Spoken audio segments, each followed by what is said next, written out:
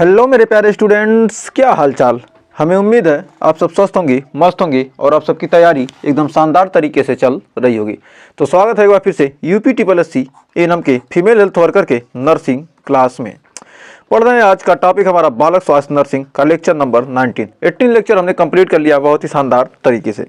तो पिछले वर्ष में पूछे गए महत्वपूर्ण क्वेश्चन के साथ टॉप 30 क्वेश्चन आज के सेशन में करने वाले हैं एकदम शानदार तरीके से। तो आइए सेशन की शुरुआत करते हैं और सेशन अच्छा लगेगा तो सेशन को लाइक कीजिएगा, शेयर कीजिएगा और चैनल को सब्सक्राइब नहीं किया तो सब्सक्राइब कर दीजिए। UP ANM, Bihar ANM, Rajasthan ANM या DSSB एएनएम या किसी भी स्टेट की एएनएम की तैयारी कर रही हैं तो आपके लिए एकदम शानदार सेशन होने वाला है। तो 30 क्वेश्चन करेंगे, इन 30 क्वेश्चन के आंसर देने की कोशिश कीजिएगा और लास्ट में कमेंट में जरूर बताइएगा कि आपने कितने क्वेश्चन सही किए हैं। तो आइए शुरुआत करते हैं फर्स्ट क्वेश्चन की। तो फर्स्ट क्वेश्चन कह रहा बाम्बिस्की रिफ्लेक्स। बाम्बिस्की रिफ्लेक्स किस आयु तक सामान्य माना जाता है? 6 महीने, 1 वर्ष, 2 वर्ष, जन्मजात, अनुपस्थित। तो कह रहा जो हमारा बाम्बिस्की रिफ्लेक्स है किस आयु तक सामान्य माना जाता है, नॉर्मल माना जाता है? तो राइट आंसर हो जाएगा हमारा सी, ऑप्शन नंबर सी हो जाएगा। 2 वर्ष तक सामान्य माना जाता है क्या? बाम्बिस्की रिफ्लेक्स। नेक्स्ट करा बाल्बी के लगाव सिद्धांत में सुरक्षित लगाव। बाल्बी के लगाव सिद्धांत में जो सुरक्षित लगाव होता है, सिक्योर अटैचमेंट होता है, का प्रमुख संकेतक क्या है? अजनबी के प्रति डर, माता पिता की वापसी पर सांत्वना या निरंतर रोना या खिलौनों से बेपरवाही। तो कह रहा क्या बाल्बी से के लगाव सिद्धांत में सुरक्षित लगाव मानी सिक्योर अटैचमेंट का प्रमुख संकेतक क्या है? तो हमारा राइट आंसर होगा माता पिता की वापसी पर सांत्वना। तो बढ़ते हैं आगे। फिर कह रहा है ऑटिज्म स्पेक्ट्रम डिसऑर्डर ASD के निदान के लिए सबसे पहले किस उपकरण का उपयोग किया जाता है? ADOS-2, DSM-5, MCHAT या IQ टेस्ट। तो कह रहा ऑटिज्म स्पेक्ट्रम डिसऑर्डर ASD के निदान के लिए सबसे पहले किस उपकरण का उपयोग किया जाता है? तो हमारा राइट आंसर हो जाएगा MCHAT या इसका फुल फॉर्म हो जाएगा मॉडिफाइड, इसका फुल फॉर्म हो जाएगा modified FIED modified checklist for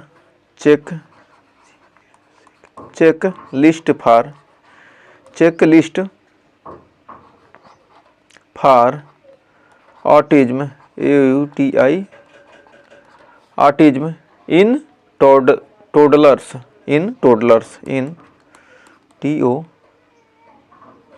TODLERS।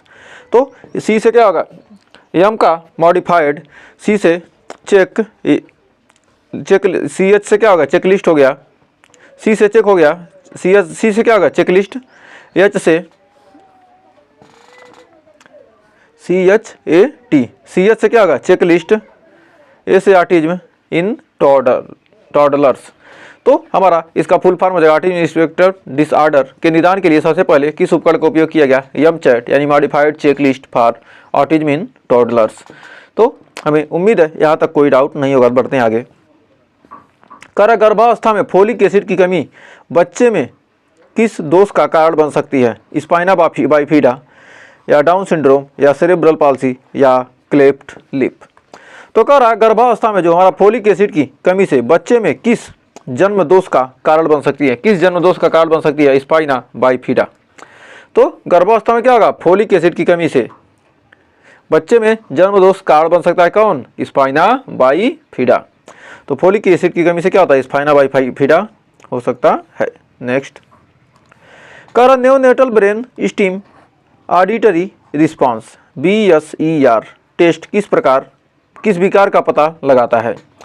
तो हमारा कह रहा क्या neonatal brain stem auditory response test किस विकार का पता लगाता है? बहरापन, मिर्गी, हाइपोथायराइडिज्म या हृदय दोष।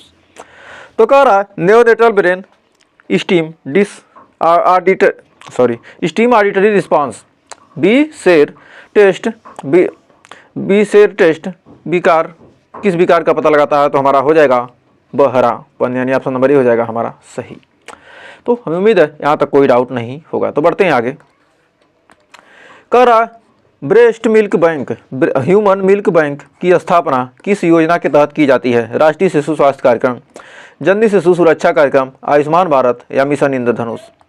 तो कह रहा breast milk bank human milk bank की स्थापना किस योजना के तहत की जाती है? राष्ट्रीय शिशु स्वास्थ्य कार्यक्रम, जननी शिशु सुरक्षा कार्यक्रम, आयुष्मान भारत मिशन, इंद्रधनुष। तो हमारा ब्रेस्ट मिल्क बैंक हमारा हो जाएगा जननी शिशु सुरक्षा कार्यक्रम, जननी शिशु सुरक्षा कार्यक्रम। ऑप्शन नंबर बी हो जाएगा सही। नेक्स्ट, कह विटामिन ई की कमी से बच्चे में कौन सा लक्षण दिखाई देता है? हेमोलिटिक एनीमिया, रतौंधी, बेरी स्कर्वी। तो कह विटामिन ई की कमी से बच्चों में कौन सा लक्षण दिखाई देता है? तो विटामिन ई की कमी से बच्चों में राइट आंसर हो जाएगा option number A, haemolytic anaemia. Next, कह ग्लूटेन फ्री डाइट किस रोग के प्रबंधन के लिए आवश्यक है? सिस्टिक फाइब्रोसिस, सीलिएक रोग, गैलेक्टोसेमिया, PKU। तो कह रहा ग्लूटेन फ्री डाइट किस रोग से प्रबंधन के लिए? तो हमारा हो जाएगा सीलिएक रोग। तो सीलिएक रोग यानी ऑप्शन नंबर बी हो जाएगा सही। नेक्स्ट, कह रहा फूड एलर्जी के निदान के लिए गोल्ड स्टैंडर्ड टेस्ट कौन सा है? Skin prick test, IgE blood test, oral food challenge या पैच टेस्ट। तो कह रहा फूड एलर्जी के निदान के लिए गोल्ड स्टैंडर्ड टेस्ट कौन सा है? तो फूड एलर्जी के निदान के लिए गोल्ड स्टैंडर्ड टेस्ट कौन सा है? तो ओरल फूड चैलेंज यानी ऑप्शन नंबर सी हो जाएगा हमारा सही। तो बढ़ते हैं आगे। कर WHO के अनुसार लो बर्थ वेट LBH की परिभाषा क्या है? 2.5 किलो से कम, 1.5 किलो से कम, 3 किलो से कम या 2 किलो से कम। तो लो वेट बर्थ कहने का मतलब क्या? WHO ने लो वेट बर्थ की परिभाषा किसे दी है? यदि क्या होगा बच्चा 2.5 किलो से कम होगा तो उसे क्या कहेंगे? हम लो वेट बर्थ कहेंगे। तो बढ़ते हैं आगे। कह रहा United Nations convention on the rights of the child UNCRC के अनुच्छेद 28 किस अधिकार के से संबंधित है? शिक्षा, स्वास्थ्य, सुरक्षा, मनोरंजन। तो किस अधिकार से सुरक्षित है? तो कह रहा United Nations convention on the rights of the child यानी UNCRC के अनुच्छेद नंबर 28 आर्टिकल नंबर 28 किस अधिकार से संबंधित है? तो हमारा राइट ऑप्शन नंबर ए, शिक्षा, एजुकेशन। नेक्स्ट, कर चाइल्ड हेल्पलाइन 1098 किस मंत्रालय द्वारा संचालित किया गया? महिला एवं बाल विकास, स्वास्थ्य और परिवार कल्याण, गृह मंत्रालय, शिक्षा मंत्रालय। तो कह रहा चाइल्ड हेल्पलाइन 1098 किस मंत्रालय द्वारा संचालित किया गया था? तो महिला एवं बाल विकास यानी ऑप्शन नंबर ए हो जाएगा हमारा सही। तो बढ़ते हैं आगे। कह रहा बाल अधिकारों को की राष्ट्रीय आयोग NCPCR की स्थापना किस धारा के तहत की गई? IPC धारा 375, commission for protection of child rights act 2005 या पॉक्सो एक्ट 2012 या RTE एक्ट 2009। तो कह रहा बाल अधिकारों का राष्ट्रीय आयोग NCPCR की स्थापना किस धारा के तहत की गई थी? तो हमारा 13 का राइट आंसर हो जाएगा option number B, commission for protection of child rights act 2005। NCPCR की स्थापना किस धारा के तहत की गई थी? Commission for protection of child rights act 2005। Next, कर बाल यौन शोषण यानी पॉक्सो एक्ट के मामले में रिपोर्ट दर्ज न करने पर क्या सजा है? 6 महीने की जेल, 1 वर्ष की जेल, 3 वर्ष की जेल, 5 वर्ष की जेल। तो कह रहा बाल यौन शोषण यानी पॉक्सो एक्ट के मामले में रिपोर्ट दर्ज न करने पर क्या सजा है? तो इसका रिपोर्ट दर्ज न करने पर 6 महीने की जेल यानी ऑप्शन नंबर ए हो जाएगा हमारा सही। नेक्स्ट, कह रहा चाइल्ड लाइन इंडिया का टैग लाइन क्या है? बच्चों की मदद के लिए यहाँ बुलाएं, एक काल बचाओ, हर बच्चे का अधिकार, बचपन बचाओ। तो कह रहा चाइल्ड लाइन इंडिया का टैग लाइन क्या है? चाइल्ड लाइन इंडिया का टैग लाइन क्या है? तो हमारा हो जाएगा एक काल बचाओ। तो चाइल्ड लाइन इंडिया का टैग लाइन है एक काल बचाओ। नेक्स्ट, कर नवजात शिशु में हाइपोथर्मिया की परिभाषा क्या है? शरीर का तापमान 36.5 डिग्री से कम होना चाहिए, शरीर का तापमान 35 डिग्री सेल्सियस से कम होना चाहिए, शरीर का तापमान 34 डिग्री सेल्सियस कम हो, शरीर का तापमान 32 डिग्री सेल्सियस से कम हो। तो कह नवजात शिशु में हाइपोथर्मिया की परिभाषा क्या है? तो हाइपोथर्मिया की परिभाषा है बच्चे का तापमान 36.5 डिग्री सेल्सियस से क्या होना चाहिए? कम होना चाहिए। नेक्स्ट, कह रहा नेओनेटल जॉन्डिस के उपचार में फोटोथेरेपी की तरंग दैर्ध्य यानी वेवलेंथ क्या होती है? 250 से 300 nm या 400 से 500 नैनोमीटर या 460 से 490 नैनोमीटर या 600 से 700 नैनोमीटर। तो कह रहा नेओनेटल जॉन्डिस के उपचार में फोटोथेरेपी की तरंग दैर्ध्य क्या होती है? तो हमारा 460 से 490 यानी ऑप्शन नंबर सी हो जाएगा हमारा सही। न्यूनेट्रल जॉन्डिस में क्या होता है? फोटोथेरेपी की जो क्या होती है वेवलेंथ यानी तरंग दैर्ध्य होती है क्या 460 से 490 नैनोमीटर। तो बढ़ते हैं आगे। कह रहा बच्चों में टाइफाइड बुखार के निदान के लिए गोल्ड स्टैंडर्ड टेस्ट कौन सा है? Widal test, blood culture, stool test या यूरिन टेस्ट? तो कह रहा बच्चों में टाइफाइड बुखार के निदान के लिए गोल्ड स्टैंडर्ड टेस्ट कौन सा है? तो बच्चों में टाइफाइड बुखार के निदान के लिए गोल्ड स्टैंडर्ड टेस्ट है हमारा ब्लड कल्चर यानी ऑप्शन नंबर बी हो जाएगा हमारा सही। नेक्स्ट। कह रहा डेंगू शॉक सिंड्रोम DSS का प्राथमिक लक्षण क्या है? प्लेटलेट काउंट 50,000 से कम हो, प्लाज्मा लीकेज, हाइपोटेंशन, उच्च बुखार। तो कह रहा डेंगू शॉक सिंड्रोम में यानी DSS में डेंगू शॉक सिंड्रोम या DSS का उपचार प्राथमिक लक्षण क्या है? तो DSS का प्राथमिक लक्षण है प्लाज्मा लीकेज यानी ऑप्शन नंबर बी हो जाएगा सही। तो बढ़ते हैं अगले क्वेश्चन की तरफ। नेक्स्ट क्वेश्चन का सिकल सेल एनीमिया के प्रबंधन में किस टीके की सिफारिश की जाती है? जब सिकल सेल एनीमिया होता है इसके प्रबंधन में MMR, haemophilus influenza type B, PCV13 या उपरोक्त सभी। तो यहाँ पर कह रहा क्या सिकल सेल एनीमिया के प्रबंधन में किस टीके का सिफारिश किया जाता है? MMR का भी किया जाता है, हीमोफिलिस इन्फ्लुएंजा टाइप बी का, PCV13 का यानी ऑप्शन नंबर डी हो जाएगा सही। तो बढ़ते हैं अगले क्वेश्चन की तरफ। तो कह रहा राष्ट्रीय किशोर स्वास्थ्य कार्यक्रम RKSK के 6 स्तंभ में शामिल नहीं है? पोषण, मानसिक स्वास्थ्य, यौन स्वास्थ्य, खेल प्रशिक्षण। तो क्या होते हैं राष्ट्रीय किशोर स्वास्थ्य कार्यक्रम के कितने स्तंभ होते हैं? 6 स्तंभ होते हैं। इनमें से कौन है जो इन 6 स्तंभ में शामिल नहीं है? तो हमारा हो जाएगा खेल प्रशिक्षण। पोषण, मानसिक स्वास्थ्य, यौन स्वास्थ्य क्या है इसके 6 स्तंभ में शामिल है लेकिन खेल प्रशिक्षण शामिल नहीं है। तो बढ़ते हैं आगे।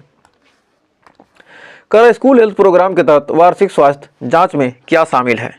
हीमोग्लोबिन टेस्ट, दृष्टि और श्रवण परीक्षण, दंत जांच, उपरोक्त सभी।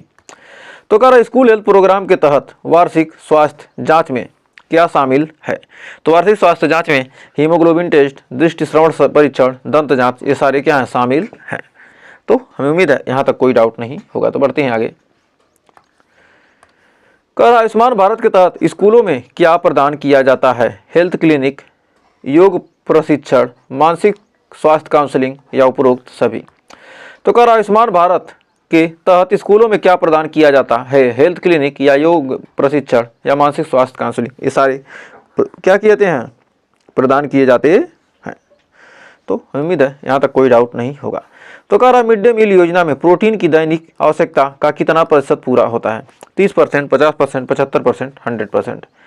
तो कह रहा मिड डे मील योजना में प्रोटीन का एक दिन में कितना % पूरा किया जाता है? तो 30% क्या की आपूर्ति की जाती है प्रोटीन की।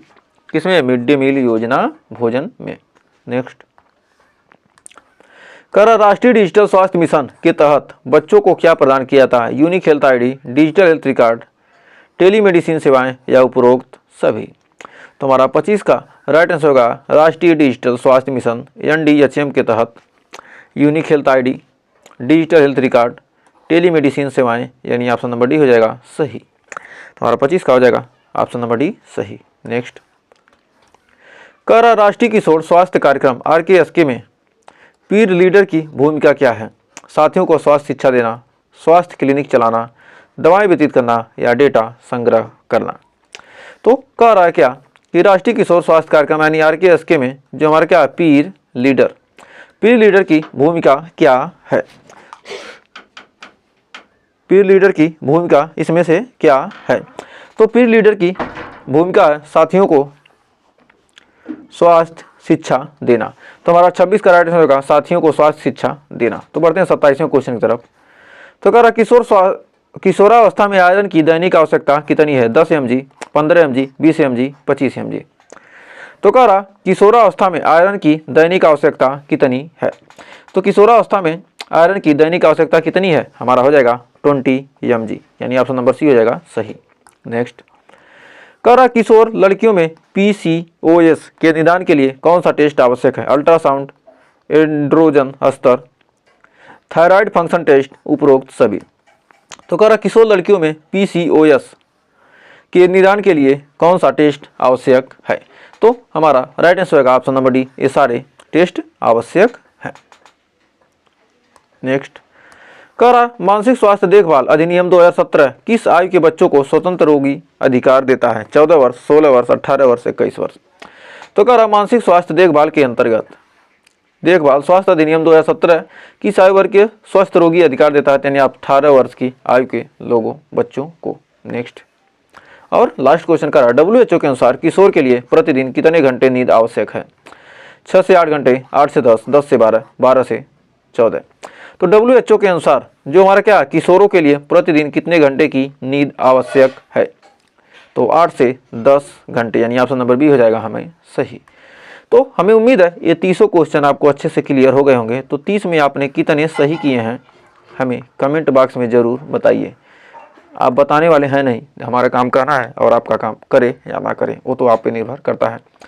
सेशन अच्छा लगा तो सेशन को लाइक कीजिए, यदि नहीं अच्छा लगा तो डिसलाइक कर दीजिए, और अभी तक चैनल को सब्सक्राइब नहीं किया तो सब्सक्राइब कर दीजिए, और वीडियो पसंद आया तो वीडियो को शेयर भी कर दीजिए। आपको जो पसंद आए वो कर सकते हैं, आप स्वतंत्र हैं। इसके लिए ना ही एक भी रुपये आपको चार्ज देना है, जो भी कंटेंट आपको दिया जा रहा है फ्री ऑफ कॉस्ट दिया जा रहा है। तो कम से कम लाइक शेयर तो कर ही सकते हैं।